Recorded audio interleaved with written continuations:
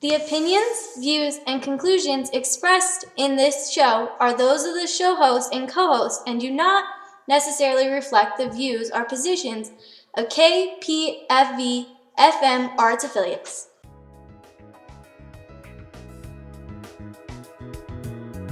Astral Underground with your host, Leslie McQuaid, exploring the esoteric and paranormal through applied anthropology and archaeology, understanding the role that all these ideas play in your day-to-day life. If you've had a paranormal experience, I want to hear about it. Call in to Astral Underground with your host, archaeologist and anthropologist Leslie McQuaid.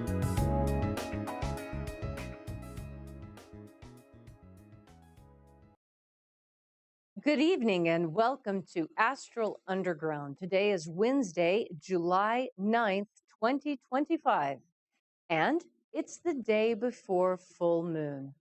Now, for a lot of us, that means it's time for all of those of us who want to harness the special energies of the full moon. Now is when we start making our plans. Now is when we start putting things into motion. And this is not just a good time for witches and magic folk to do work. It's also a good time for anyone who is interested in better understanding the subtle energies in this world to experience. You see, the full moon gives off lunar light. And in the case of the full moon, especially around here, it is so bright that you can work outside. And in fact, our ancestors did just that, especially during this time of year when it's so hard to keep up with the weeds and you really need to get, you need to get ahead of all that. And because paganism is in large part a ritualization of agrarian and herding processes. Okay, so for example, I am a homesteader. I raise two things primarily, sorghum and chickens. Now, the chickens have their own schedule of when eggs hatch and when the butchering needs to be done. And then the sorghum has its own schedule, which in fact is very similar to corn. Now, our pastoral ancestors, they would have added to this, of course, cattle and pigs and goats and everything else that the farm requires. During Halloween, that's the butchering time. That's why it's frightening and gory and awful, because all the little animals you played with all summer are now getting butchered and salted and packed away for winter. So, summertime is a unique time for witches because so much of the work that goes into maintaining a farm is taken care of right now, except for, in fact, the weeding. And so it has been said many times that without leisure, the fostering of culture is impossible. So let's unpack that. What does that mean? That means that in order to have a viable culture, you must have leisure time in which to explore what you might want your possible culture to look like. Now, currently in the United States, our culture is clogged up with a bunch of Hollywood gobbledygook. And it isn't so much that which we create as that which is shoveled at us. And we are expected to either swallow it or remain unentertained. Well, I'd like to offer a new option, which in fact is a very old option, and that is that we begin to entertain ourselves again. That is the origin of bluegrass, of jazz, of poetry, epic poems, of plays. These are all ways in which we entertain each other and thereby entertain ourselves. So, why is this aspect of entertainment so crucial? Well, entertainment is the way the early church, and in fact, all spiritual practices, have storytelling as an important aspect of that faith path. The stories of Christianity have a particular flavor, just like and a set of moral ideas, just like the stories of paganism have their own interesting origins. Now, one of those is, of course, um, Goldilocks and the Three Bears. Another story would be Snow White and the Seven Dwarfs. Yet another story would be the Red Shoes. You see, what is called a fairy tale in much of our secularized Western culture is actually, in fact, mythology. It's a very old mythology, older perhaps than even the Greek and Egyptian mythologies. And so, looking into these old forms of mythology, you are bound to run across certain characters like Joseph Campbell or Margaret Murray. Now, Margaret Murray is important to those students of witchcraft because she was the first one in 1931, the first anthropologist to lay out the idea that, in fact, witchcraft was the traditional Western shamanic tradition in what is today Ireland, England, France, Germany, etc. Now, in anthropology, we are constantly looking for cross-cultural constants. That is, those things that every culture seems to do, regardless of where you find them. Now, one of those things is, interestingly enough, magic. Magic has been identified as being um, part of just about every civilization that ever has been. There is not a single culture on earth that I have been able to identify that does not speak of magic. Now, the way they speak of it may differ. Some cultures may embrace magic, others may malign it. In fact, magic is what differentiated Christ from the pagans, the pagan saviors who were doing very much the same thing. Apollonius of Tyre was an early uh, mystic, pagan mystic, who came after Christ, who also had the power to raise the dead and transmogrify one loaf into many, one fish into many, one glass of wine into many. This thing that Christ did was not unique to him. And in fact, it was presented to me today that Jesus might better be considered a sadhu. Okay, so what is a sadhu? Wow. Sadhu is a special kind of Indian mystic who does things like pours buckets of ash from their hand to feed multitudes. So Christ could be considered a sadhu. And actually, within witchcraft, we have a savior figure analogous to Christ. Her name is Aradia. And in 1837, let me check the date on that. Oh, 1899 was when this book was first published. Aradia, The Gospel of the Witches by Charles Godfrey Leland. Uh, Leland was an early American anthropologist who specialized in the ethnography of the remaining Iroquois in New York and New Hampshire.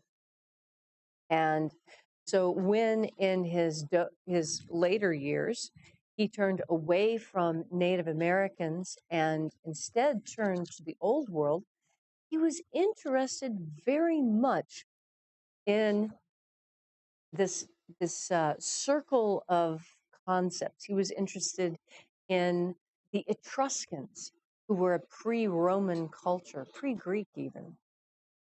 He was interested in witchcraft. He was especially interested in the spells that witches cast because he had seen many spells cast by the Iroquois, and he was eager to see what the Etruscans had or the Romans. He was also interested in Italian witchcraft. And that's where he met a woman called Magdalena. Now, I happen to really like this particular book, Aradia. And Aradia sent her daughter, or Diana sent her daughter Aradia, to be the female Messiah. And it is Aradia that teaches witches, and it is Diana that witches primarily worship. Diana in her guise as moon goddess. This is interesting because she's oftentimes paired with her brother Apollo, and Apollo is seen as a sun god. I would ask then, why does Apollo have a silver bow? Ah, that silver bow can be none other than the crescent moon. Why is the sun god carrying the crescent moon? Well, that brings us back to why witches celebrate the full moon at all. Full moon fully reflects the sun's rays. It is the time when the sun and the moon are directly opposite each other, with Earth cradled in between. In fact, the Earth is a child of the sun and the moon. If not for the moon, we would not really have, we wouldn't have such fine divisions of time. The moon makes an excellent clock. Moon goes around the Earth roughly once every 29 and a piece of a day. And as the moon goes around, the power of the moon to pull upon us changes.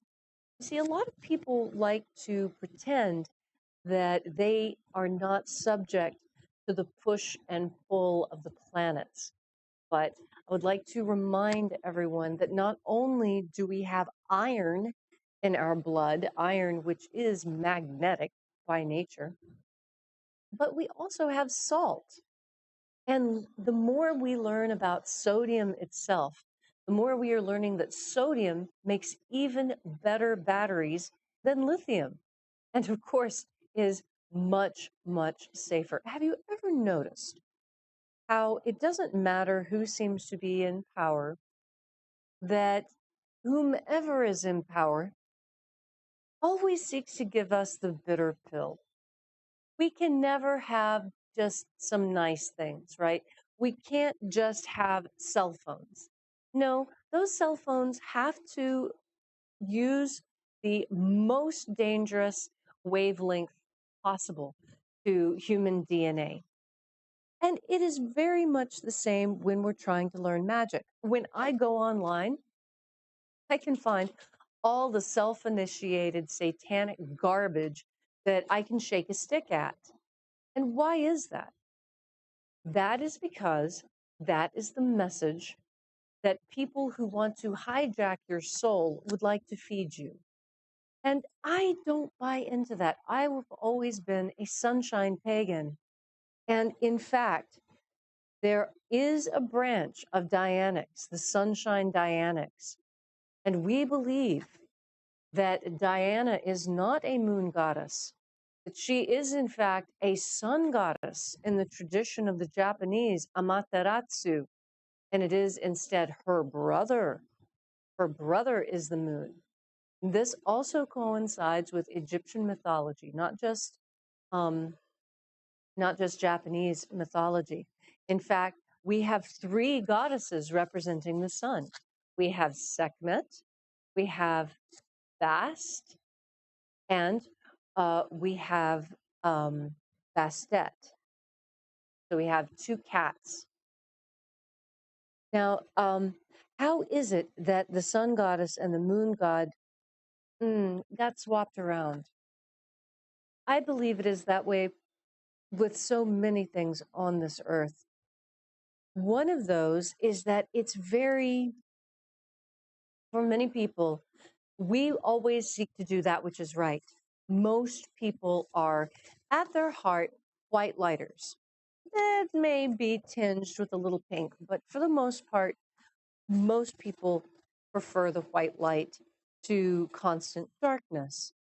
There's a time when you're going through puberty and your teenage years Oh, when that starts to express itself, that's why in the tradition that I am a part of, the witchcraft tradition, it is in fact the maidens, the youngest who wear the black belt, the mothers who wear the red belt, and the elders who wear the white belt.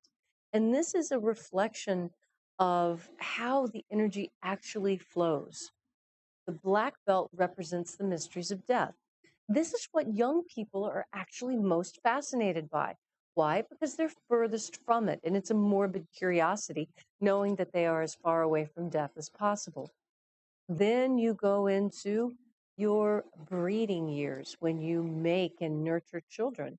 This is represented by blood, the blood of children, the blood that is shed when you are having children, or your menstrual cycle if you are not having children, still a shedding of blood.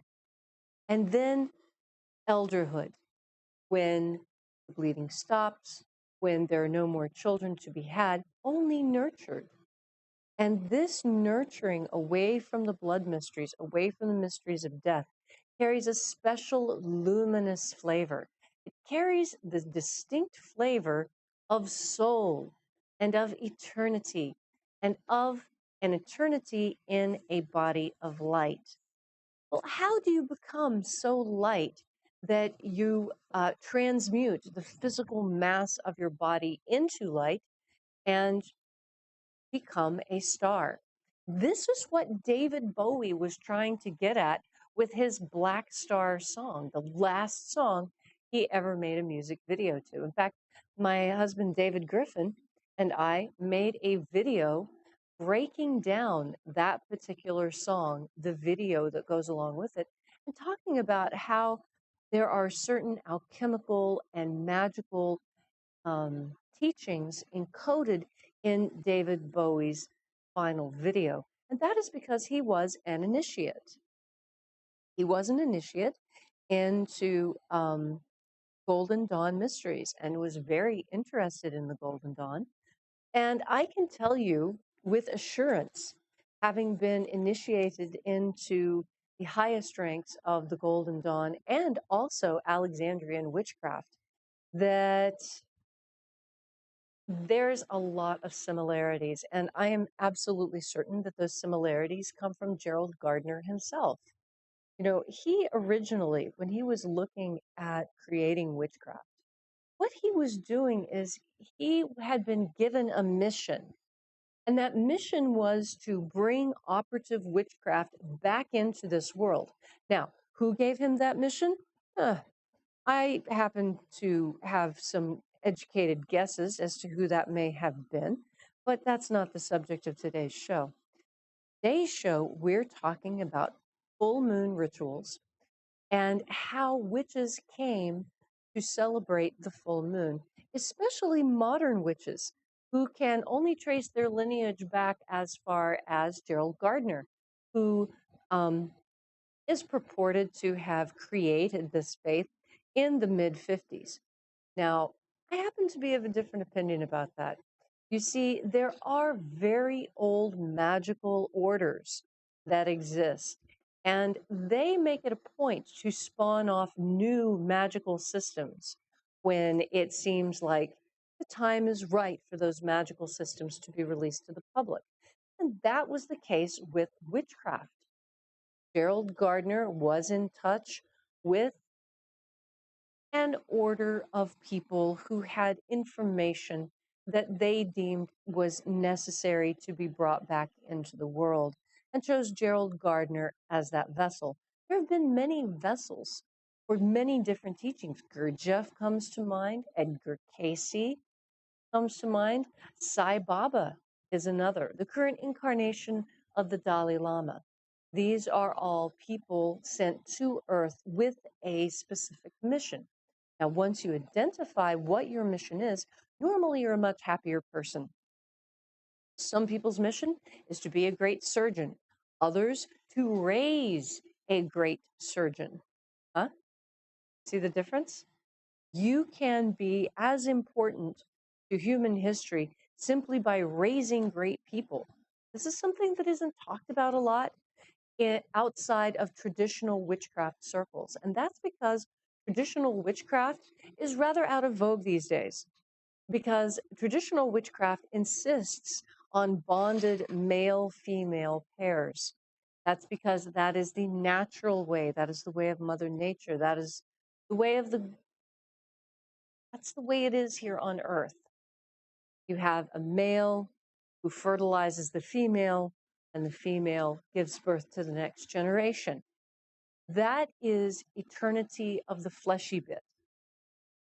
Full moons are celebrated in order to strengthen your luminous body such that you can consciously survive death. This is the real meaning of Christ on the cross. Jesus Christ very clearly taught us that death is not the end. He separated his soul from his physical body, either immediately prior to, at the moment of, or yeah, those are the only two times he could have consciously done it.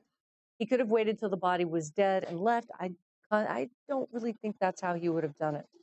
I think that what happened was that Jesus picked a time to die and consciously dislocated his soul from his physical body, allowed took his consciousness into his body of light, allowed his physical body to die and be buried and, a little rotten like Lazarus, and then to re-inhabit the same fleshy suit that had died and reanimate his own corpse to come back to life and continue teaching his disciples.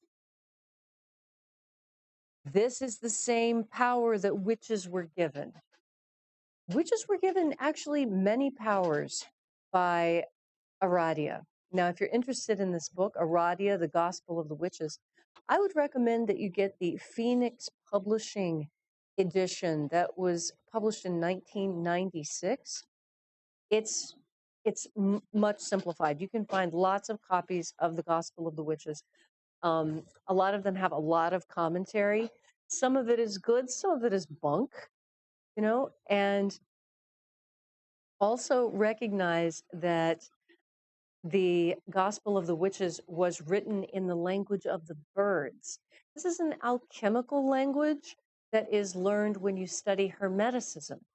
And since I have studied under a Hermetic master, I have learned the language of the birds. And what I can tell you is that what Charles Godfrey Leland captured in this thin little book is absolute gold of an old witchcraft tradition passed down through primarily oral tradition.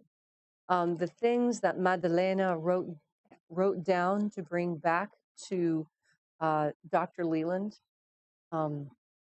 incredible. And one of those was the instructions on how to consecrate the Sabbat, the Tregunda, or the witch meeting. And it begins long before you get everybody together and start casting a circle. No, you need to make the cakes, consecrate the wine, conjure the meal, conjure the salt. There's several conjurations in here, both in Italian and in English. Also in here is the conjuration of Aradia.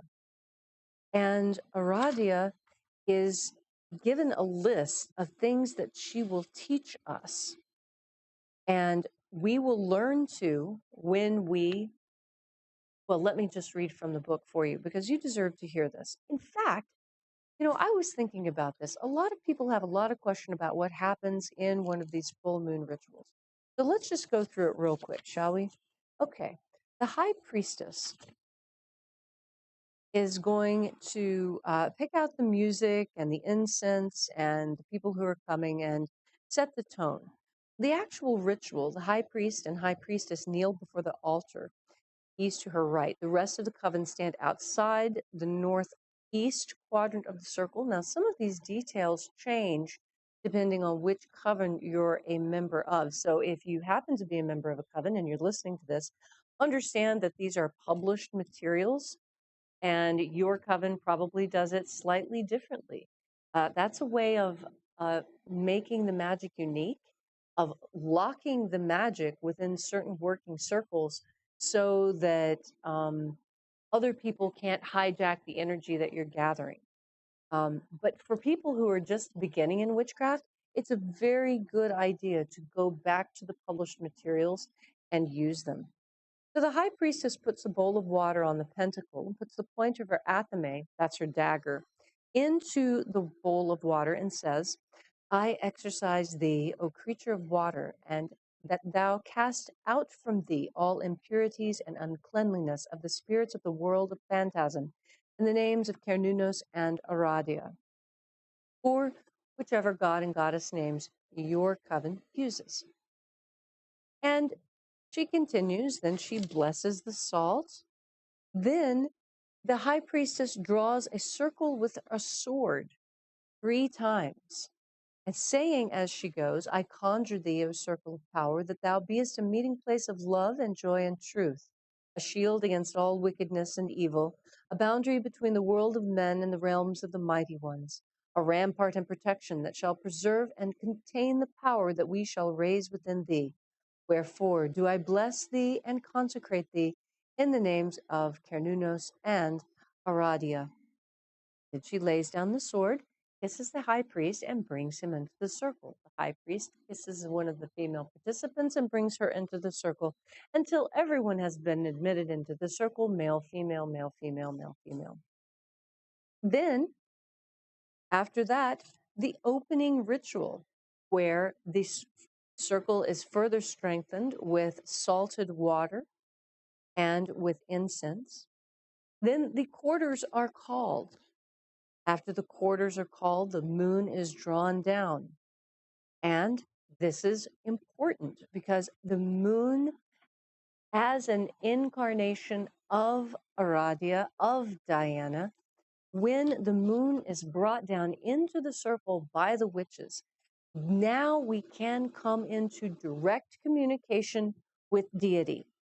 The high priest and the high priestess are no longer important. Now that the energies have been brought into the circle, the actual work can be done. And it came to pass that Diana, after her daughter had accomplished her mission and spent her time among earth, living among the mortals, Diana recalled Aradia to her, just as God recalled Jesus after his period of teaching had done. And so, what is it that we were taught by Aradia? We have been taught that when we have done a good deed, we get benefits from Aradia. And what do those good deeds look like? Those good deeds look like helping our fellow humanity. Now, after we've been helpful to people, we can ask a boon of our goddess. And what are some of the things we ask for? We ask for success in love. We ask for the ability to bless with power friends or to curse enemies. We have the power to converse with spirits, to find hidden treasures in ancient ruins. That's what I did as an archaeologist. We have the power to conjure spirits of priests who died leaving treasures. This is, again, work of an archaeologist. Witches are taught to understand the voice of the wind, to change water into wine. Sound familiar? To define with cards, to know the secrets of the hand, to cure diseases, to make those who are ugly beautiful. That would be using makeup and curling your hair and clothing and special foods to help you be fit and trim, and also to tame wild beasts. And also, whatever should be asked from the spirit of Aradia shall be granted to those who have merited her favor. Now, how do we merit her favor? Well, first, we adore Diana. Diana, depending on your tradition, is either the sun or the moon or both. You see, because Diana, in being both sun and moon, speaks of her dual nature. And what is her dual nature? Her dual nature is that of a huntress and a virgin, and yet protectress of childbirth. How did that come to be? How could it come to be that a woman a goddess, who not only didn't have a child, but was always virgin and never had sex? How did she come to have Aradia? Do you see how closely Diana and Aradia parallel the God Jesus myth? It's a feminization of it, but it's the original. It's the older version. This is what I seek to show you by showing you the full moon ritual. You see, by the time we get to Jesus Christ, um, ritual is in large part separated from the movement of the sun and the stars and the moon. And it is mostly an aspect of other timings. Jesus came from a Jewish tradition where the festivals were marked according to seasons. Yeah, there were still seasonal holidays, but not just that. There were also the holidays that were celebrated because of certain events that happened within the faith. And this is something that should be happening in Christianity more than it does. There's the idea in Christianity of the Pentecost. That's when the fire came to the disciples and they were given the exact same powers as Jesus Christ to turn the water to wine, to raise the dead, to speak in various languages that we never learned before. All of these powers were also given to the disciples of Aradia. Those are the witches. Those are the witches who took the time to learn the true healing arts. I'm not talking about the malandante. Of course, just like Jesus confronted the Sadducees and the Pharisees and told them that they were part of the synagogue of Satan because they had 613 rules and not a single one of which brought you any closer to God. Because the true way to get closer to God is to love each other. We need to be good to each other. And this is what blows my mind about the national ID and this real ID. This is not what we signed on for. This is not being good to us. And I absolutely must take some time out to warn you about the dangers of the real ID.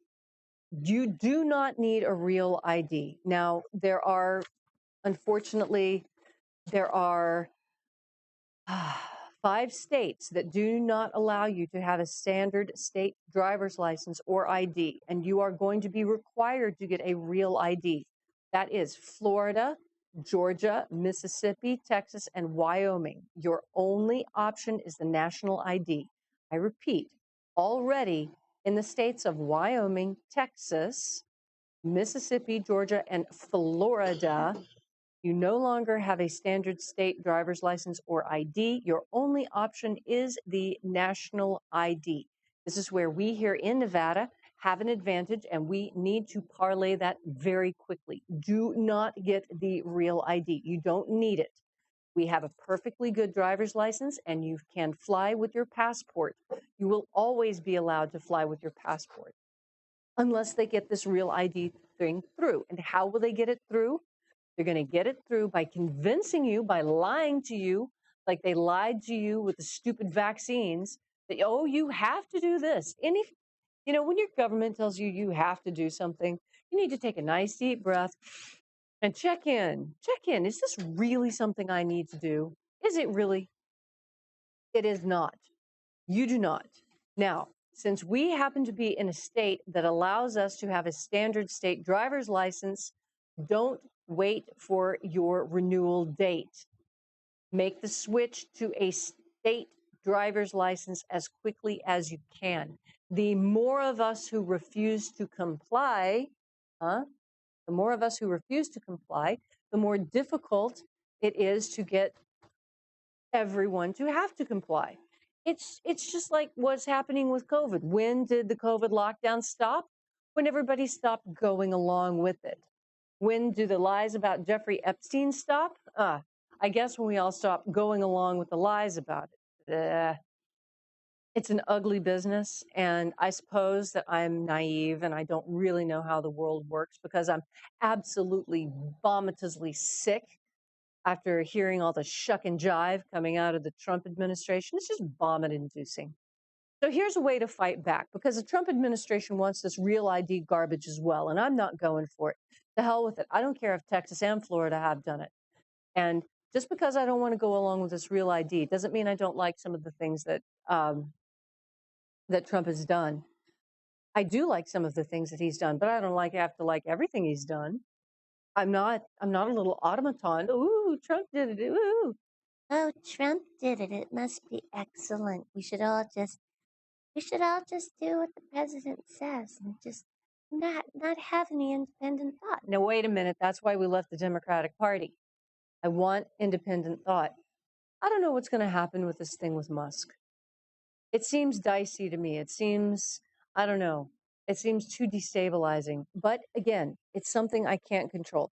This, I think that because there's only 5 states going along with it so far, and California and New York, those are 2 states not going along with it. Wouldn't you have thought those would have been the ones? Oh, yeah, California, Michigan, Washington State. No, no, no. It's Florida and freaking Texas that are going along with the real ID first. So we need to get rid of that. Now, what if your request to switch is denied? If you are in one of the 45 states and told that you don't have a choice, that you have to have a real ID or a star card, it's also called a star card, ask why. Now, you want to record the answer that they give you. You can just film this.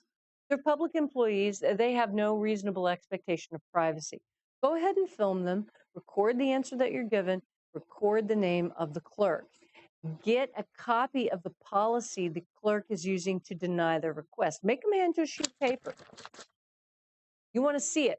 I want to see it in writing. You tell me I have to have this real ID. I say I do not have to have the real ID. I have a perfectly good driver's license and I have a perfectly good passport with which to fly. I don't need this. I don't want this. So if they're not giving you the copy, then go higher. Ask to see the manager's supervisor. Ask to see the manager's supervisor's supervisor if you have to. Document everything, all the names, all the refusals, or the comments. You know, like I said, you can just use a simple record function on your phone. You can go all the way to filming it. Now, if you receive a policy that excludes the number of the statute, that's a law, or the state regulation, which is only a rule, ask for a copy of the state law and rule that supports the denial. Now, take note if they say that your state law and or regulations allow reverting back to a state ID, but they are no longer allowing it or no longer doing it. Now, if you still get the runaround, file a complaint. Look, I know it's easier just to go along with it, but honestly, if it's easy, it's for assholes. And you don't want to be a jerk like that. You don't want to be part of the reason why we're getting sold into a digital gulag. And that's exactly what's getting ready to happen. Look at your ID. Is there a star on it?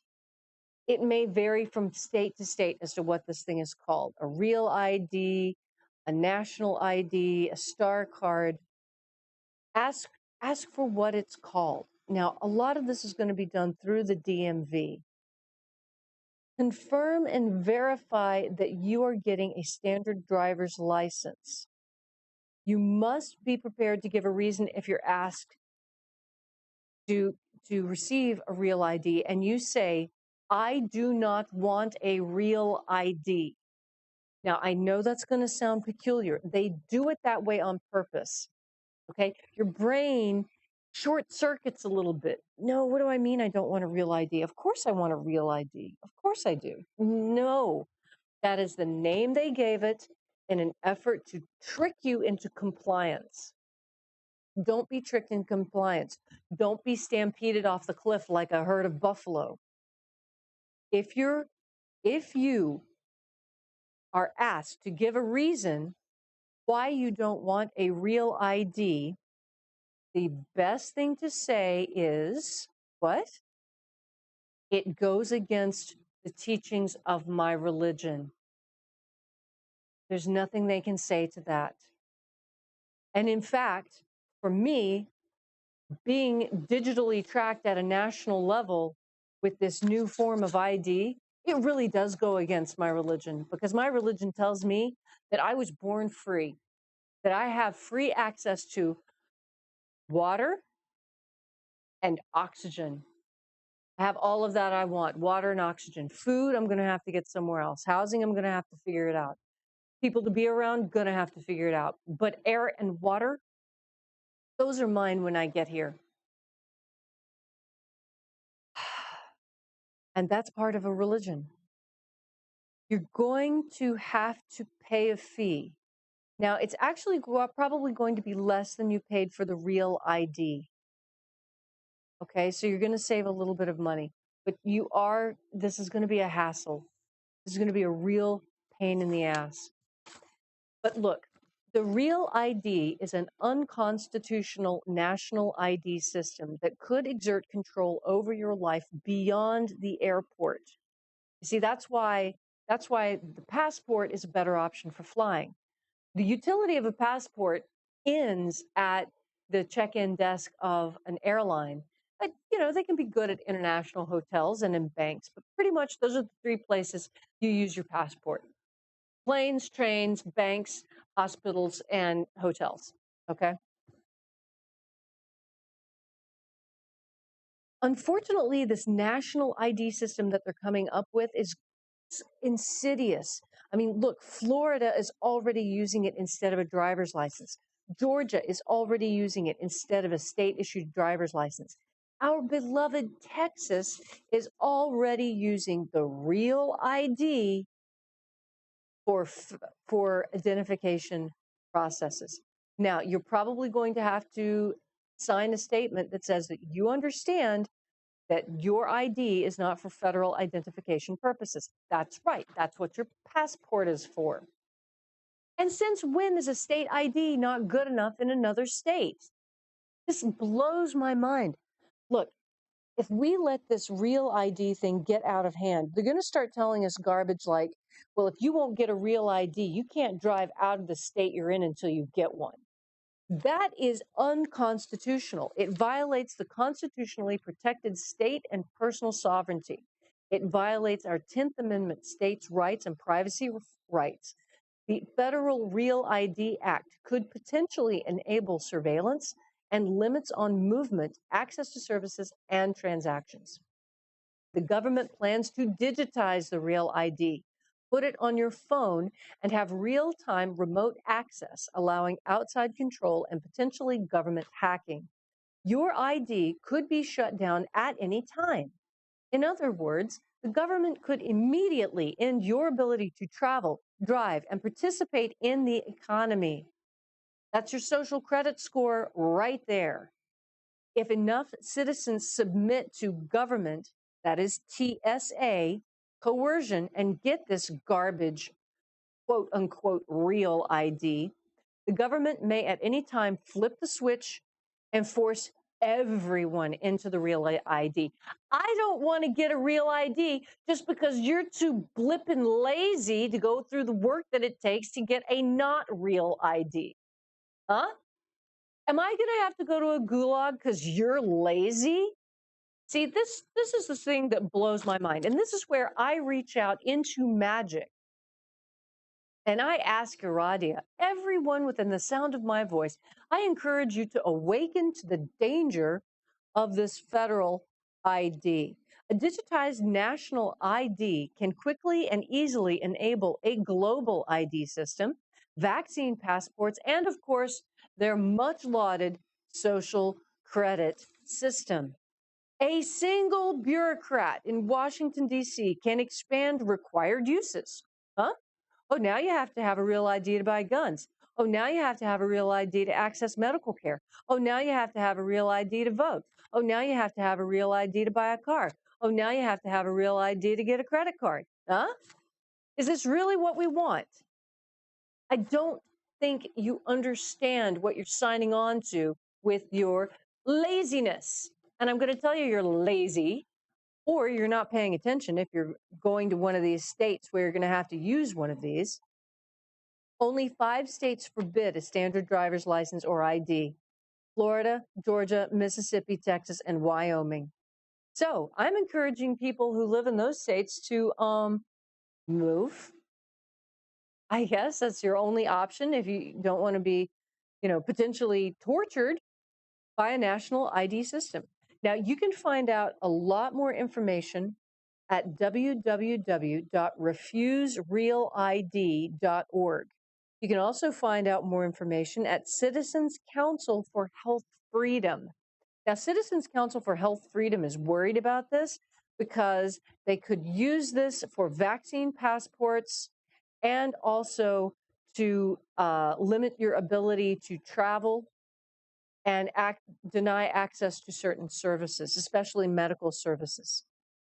Now, the TSA website includes a list of 16 TSA acceptable identification cards, including a passport. So just go get a passport instead of a real ID. A passport is more secure anyway. Huh? Okay. Second, May 7th was the start of the 2 years of progressive enforcement. I'll say it again. Progressive enforcement started nationwide on May 7th. No one really knows what progressive enforcement looks like. It's basically, it just means that little by little, they're going to boil the frog, right? Oh, well, oh, now you don't have to take off your shoes when you go through TSA. Oh, ho, ho. But they want you to have a real ID. I'd rather have to take off my shoes than give a bunch of information like this to this real ID garbage. Now, third, processes are already in place today, right now, this minute, if you lose your ID. If you lose your ID or your driver's license, the TSA agent will take you aside and ask you questions such as, what was your first email address? What was the color of your first car? If you pass questioning and a search, you will be allowed on the plane.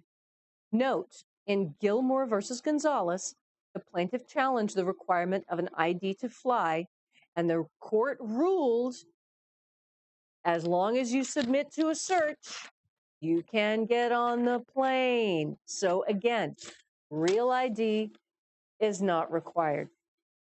Don't be fooled. Don't be lied to. So I'm a preacher. I have a church. I'm also a witch. I have my witchcraft ordinations in the Alpha Omega Church. I am a bishop. I have high apostolic successions. I'm very acquainted with the word of Jesus Christ through the Bruce Codex and the Pistis Sophia, along with the traditional sources of the Bible. So when I'm telling you that these are things that you should be hearing from your other preacher, if you happen to listen to one, it's because the time has high past for us to be quiet about the encroachment of government into our religion. This is one of the things that Jesus was complaining about. This is what Aradia was complaining about. There should be no one between you and your God. And this is where witchcraft is so unique. Witchcraft has step-by-step instructions showing you how to get in touch with God. And yes, you can use the witchcraft instructions to get in touch with Jesus Christ of Nazareth if you really want to. You can certainly use it for that. You can use it for evil stuff too. Just like if you turn a cross upside down, you can go into a Christian church and do all kinds of filthy things and turn their system upside down too. It doesn't make the Christian system inherently filthy just because some people have used it for filthy reasons. And this is why so many people are turning to witchcraft, not just to solve modern problems through the use of spell casting, but also to give a deeper form of spirituality. You know, in this technical age, it can be very difficult to feel a connection. This is one of the reasons why I went to witchcraft in the beginning, because I couldn't feel the zing, I couldn't feel the electricity. And I felt the electricity when I would just read about witchcraft rituals and envision myself participating in them. I would start to feel the tingles. I would feel my third eye open. The stuff has magical potency to it. And when you understand that with witchcraft, you can change your physical surroundings, the fact that Peter Thiel and Bill Clinton linked up a chemtrail startup that sprayed Texas days before the unnational floods. In Texas, survivors wade through record left behind by historic and deadly floods across Texas. Disturbing new revelations have surfaced that may reframe the catastrophe not as an act of nature, but as the result of geoengineering gone rogue. Ah, how many times has the weather gotten out of control in the Middle East? How about in China? How about when we flooded the snot out of Vietnam with Operation Popeye? According to insider documents and flight radar data, climate modification startup, reportedly backed by billionaire Peter Thiel and former President Bill Clinton, conducted an aerosol spraying operation over central and east Texas just days before the skies opened in a bizarre and devastating downpour. So I disagree with Alex Jones. You know, I'm disagreeing with all these guys tonight. I'm not agreeing with Trump over this freaking decisions about what to do with the Epstein case. I'm not buying it from Kash Patel or Pam Blondie. I'm not buying it from Dan Bongo. I'm not buying it from Alex Schmoes. There's a problem. There's a problem, and everybody is so afraid to admit to the problem that we're all going to get flushed down the toilet.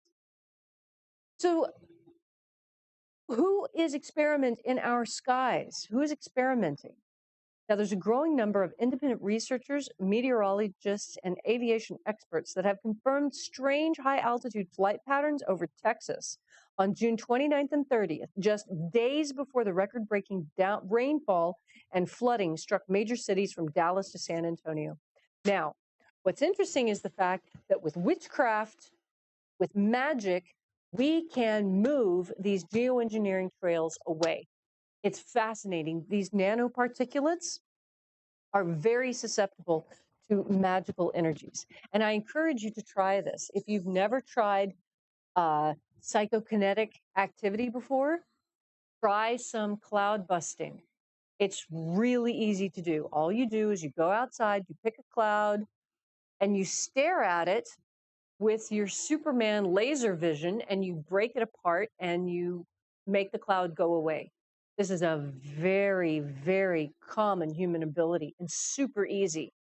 And once you realize you can do that, then you can start breaking up all these chemtrails and moving the chemtrails out of our valley. Now, chemtrail, of course, is the politically incorrect way of saying it, right? They want it to be geoengineering. Oh, it's geoengineering. Okay, fine, geoengineering. But after the aftermath of the flooding has already sparked federal emergency declarations. FEMA is doing what? Buying out the rural land. And they're going to rebuild smarter with green infrastructure and 15-minute cities. You see, everybody's just going along with all the same garbage that Trump's supposed to be stopping. I want to know, why isn't Trump stopping this? Is he powerless? The truth is Trump can't really stop what's going on. That's what I think. And I'm a psychic, and I'm sussing into this. You know, Jones is like, well, you know, it's the best we can get. You know, we're doing the best we can. You know, well, hey, ever heard of the best you can and it is not good enough? I want all of us to unite against this war on creation. This isn't fiction. It's not a theory. It's real documented convergence of elite money, experimental technology, and devastating real-world results. Peter Thiel, Bill Clinton, and their fellow technocrats, if they're allowed to keep manipulating the weather with no oversight, no consent, no accountability, what are the floods going to look like next time? Do you understand that the Dry Institute, Desert Research Institute, DRI, D-R-I, clever. These people make me want to barf.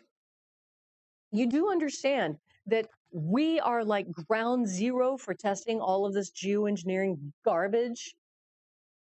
So what are we going to do? It's time for us to shine a light on this. And I am encouraging, look how effective we stopped nuclear war, huh? Haven't heard me talk about that, but I put out a call and I told you when to fire that off and what the spell was supposed to look like. And look, behold, no nuclear war, huh? You tell me magic isn't real, and I'll show you over and over again that in fact it is. Look up into a cloud. Break up that cloud with your vision. You want something even faster, even more documentable? I've talked about it a million times. Rupert Sheldrake, the sense of being stared at. Stare at somebody and wait for them to turn around. Why? Because you can feel the person's eyes on you. Huh? It's that same consciousness touch that you use in order to break up the clouds. Now, knowing that we have this power, how are we going to use this power? Well, now some of us are going to be casting binding spells on Peter Thiel in this particular arena. You know, I've never really approved of binding spells. I think it would be a lot better for us to move on his heart. Let's ask Jesus Christ, one Lord and Savior. We'll ask Aradia, another lady and Savior. We can even ask Krishna to move on the heart of Peter Thiel. I think Bill Clinton's a lost cause, but Peter Thiel, he's the one who backed J.D. Vance. I think there's hope for him. But I'm not sure. I'm not sure why everybody seems to have turned. And this is something that we're all going to have to pray on. And I think this is something that we can actually change. I think that if we all work together, if we all cast our spells in the same direction, to really get the world that we want, a world based on truth and honesty, a world where trust is freely given and deservedly given, and not just given out by suckers. So I want to thank you for spending your time with me. Again, it's the day before full moon. If you have never experienced a full moon consciously to soak up the energies, I encourage you to do that tomorrow night as the sun sets and the full moon rises.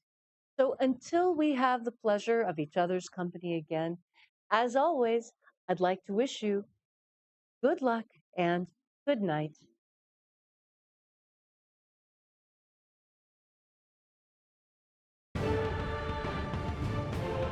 These videos are tremendous. Like, comment, and subscribe, and hammer that notification bell.